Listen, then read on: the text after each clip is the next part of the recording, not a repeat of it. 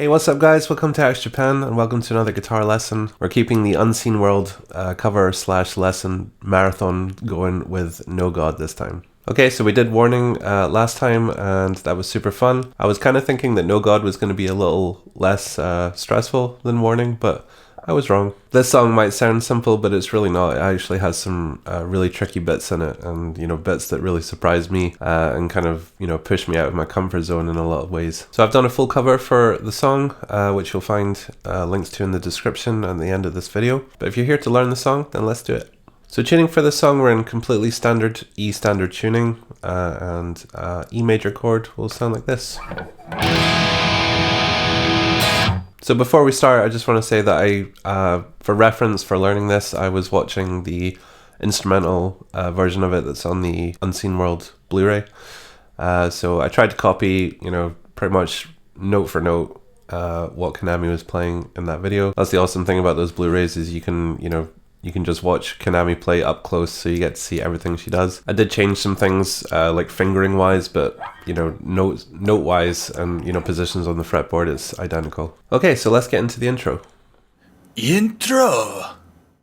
So interestingly enough, as with Warning, we're using an octave pedal, so I'm having to use my whammy pedal again this time, but we're actually setting it to the complete opposite setting from last time, where we were in the heel down position, giving us the low octave. We're in the toe down position this time, giving us the high octave, and she uses this effect quite a lot in this song. So the high octave sounds like this.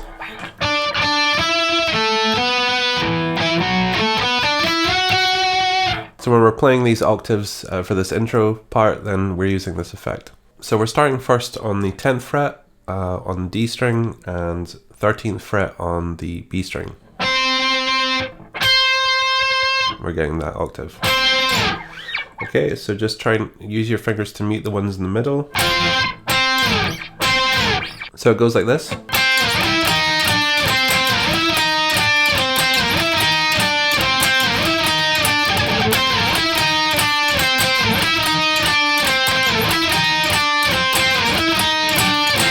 Okay, so what we're doing here is, so we're playing that octave, sliding down, and then we're going up to 14 on the D and 17 on the B, and then coming down one fret, and then another fret, and then back to where we started, and then we play that twice, and the second time is just the start of the next loop. So I'll play it all together slow.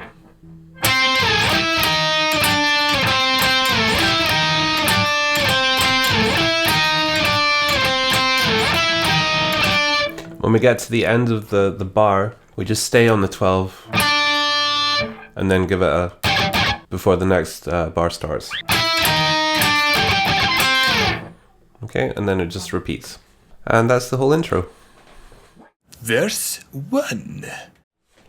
Okay, so for the verse, we don't need that effect anymore, so we can just turn that off. Okay, and this is probably the most annoying part of the song. Maybe it's just me, but I've struggled with this because it's such a weird riff, and just the changes are fast, and you'll see what I mean when you start to learn it, and let me know if you struggle with this as much as I did, because I really had a hard time with this.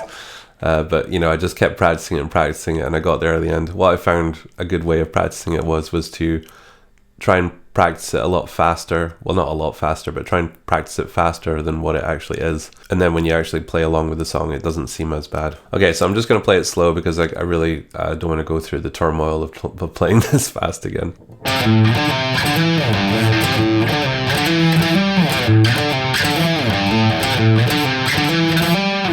Okay, so what we're doing here is we're doing pull-offs and we're doing hammer-ons, like literally just on the 6th string. So the first one is a pull-off from 8 to 5. So it's a bit of a strat. Kanami, I got to give props to Kanami because she uses this fingering, 3rd and 1st finger, and that's quite a stretch from 8 to 5. It might be better on the PRS. Maybe the frets aren't as big, but yeah, on this is even I'm finding it difficult. So pull off from 8 to 5, and then we're going up and we're pulling off from 10 to 8, and then we're going to change it to a hammer on and we're doing 10 to 12. So all together so far. And then we're going 3 to 5, hammer on. So it's a pull off, hammer on, hammer on. And then we go back to the start. And then we're hammering on again. And then the last one is a hammer on from 12 to 15. And then it just repeats. It seems simple enough when you're playing it slow, but when you start playing that at speed, you start to kind of lose like where you are very quickly. And you know, oh, am I doing a hammer on? Am I doing a pull off? You know, it's a bit nuts. So yeah, let me know how you get on with that one. Bridge! Okay, so now we're into the bridge, and it goes like this.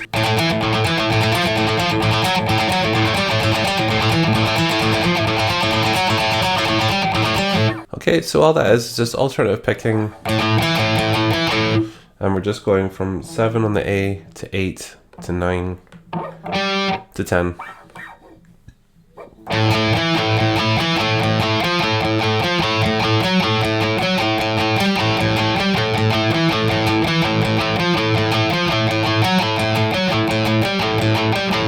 And that's all it is.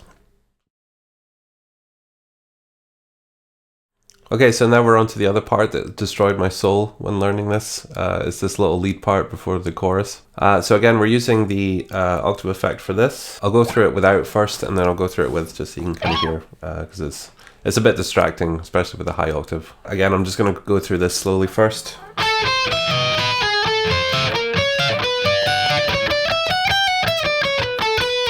Okay, and with the octave, it sounds like this. Okay, so what we're doing here is we're playing 14 on the G, 13 on the B, 12 on the high E. And then we're coming down to 11, and we're going to slide that one. And then playing 12 on the B, and then 13 on the D. So we're kind of just doing the same shape, but we're 1 fret down, coming back up. Which is weird, but cool.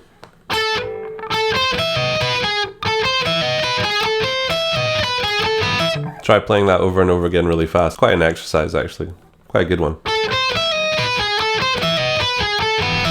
So the picking is down, down, up, and then it's the slide, and then it's up, up.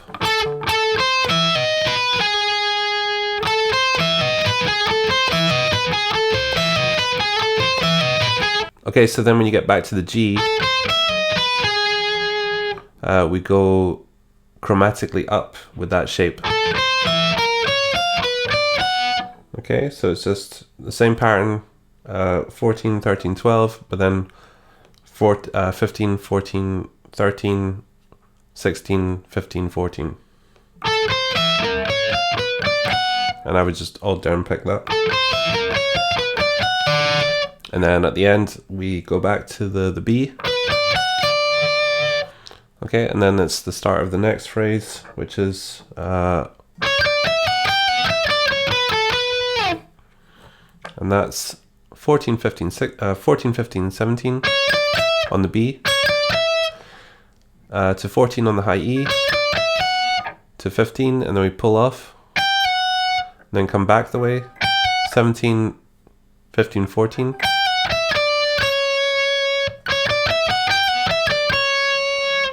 And then it's 16, 14, back to 16 again on the G.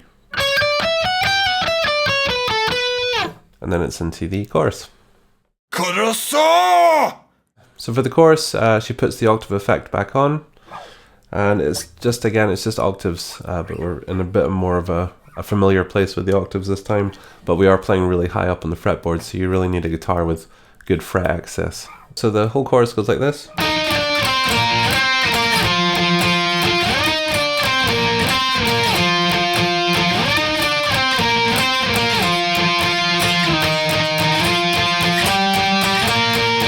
So the first one is right up here on the 18 on the A and 20 on the G. So we're doing that, and then we're dropping down 1 fret, then down to the 15, and then down to 13.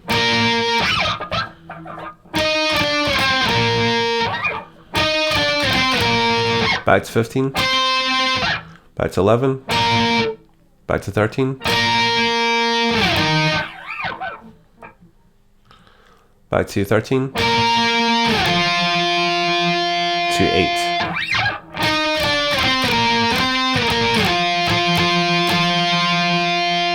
And then the pattern repeats.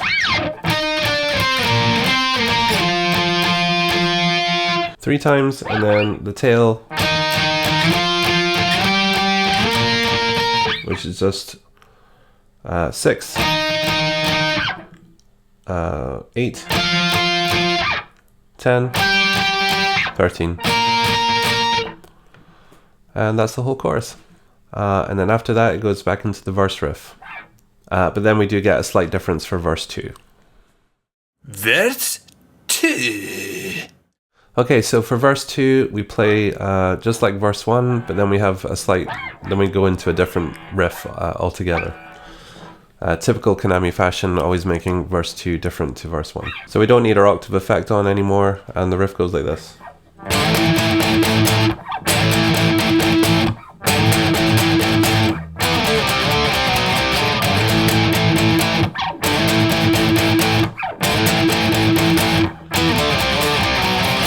Okay, so all we're doing here is just playing power chords. So just on the 3rd fret, we've got 3 and then 5 and then 5. And then we're just sliding that up to the 5th fret. And we're just doing these stabs. And Miku takes care of the little... Kanami's just doing the chord part.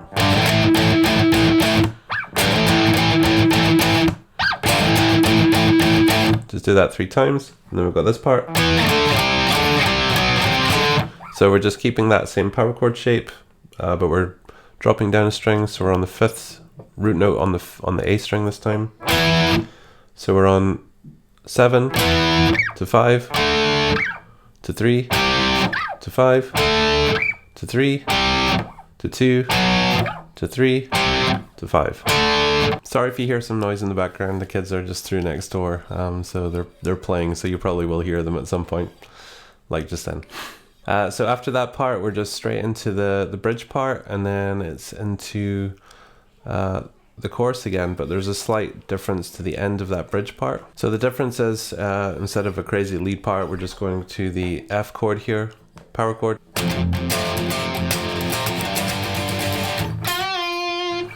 There is a tapping part with the harmony effect, like in the song, but Kanami doesn't actually play that in the live instrumental version for some reason. She just plays this, so I'm just gonna, I'm not gonna argue with her, I'll just play this too. So it's just the F chord, power chord, that kind of rhythm. And then on the G, that's on the 3rd fret, and then just a bend on the 10 on the G string, up and down, and then it's into the chorus again. And then straight after that chorus, it's the guitar solo.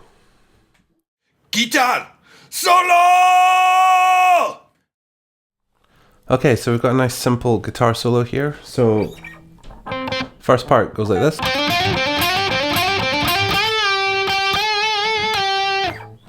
Okay, so all that is just triplets. Going from 10 to 11 to 12 on the D, and then 10, 11, 12 on the G.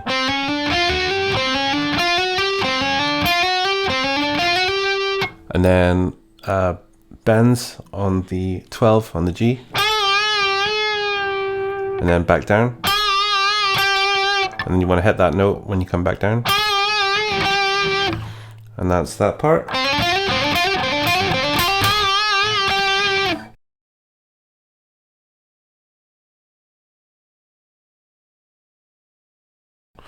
And then we're into this bit.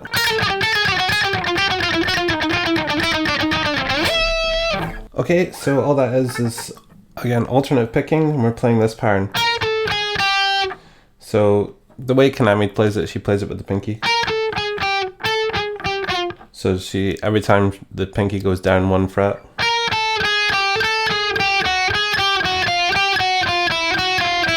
which is a really good exercise actually, but I'm just playing it with 3 fingers, just because I find this easier. But I am definitely going to practice it with the 4-finger method because it's a really good exercise. So all I'm doing is just dropping the first finger down every time, and then the 3rd finger is in place for the next sequence. So we're starting on 11. So 11, 10, 9, 8. You know, it's all chromatic. And then you just basically start that over again from 10. And then start again from 9, all the way down.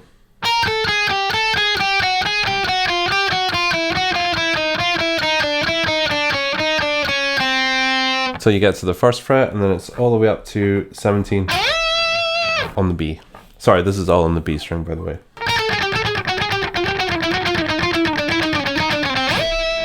Okay, and then it's a bass solo, and there's some chords. In the instrumental, you actually do see Kanami playing these chords as well, but I'm not really sure she is. I think it's just kind of for show because they're just playing along with the backing track. But we'll cover those chords in Miku's part of the lesson next week. Okay, and then we're into the clean part middle section. Okay, this is a really nice little sequence of chords.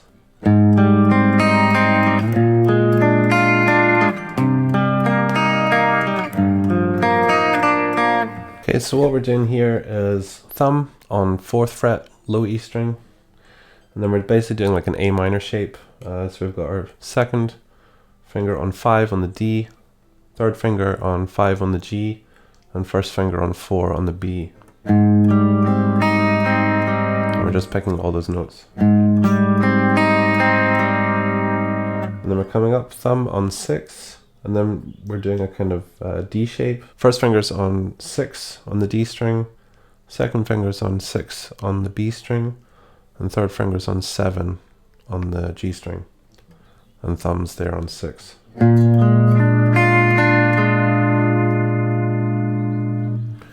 we're coming down here and we're playing a bar chord. So we've got a bar, and we're playing the C here on the A root note, 3rd finger there on the 5th on the D. And then, you know, bar, so we're just playing 3 there on the G, and then 4 there on the B. And then thumb again on 3. 1st finger there on 3 on the D. 2nd finger there on 3 on the G. And then we're going to play 4 on the B, and then bring it back to 3.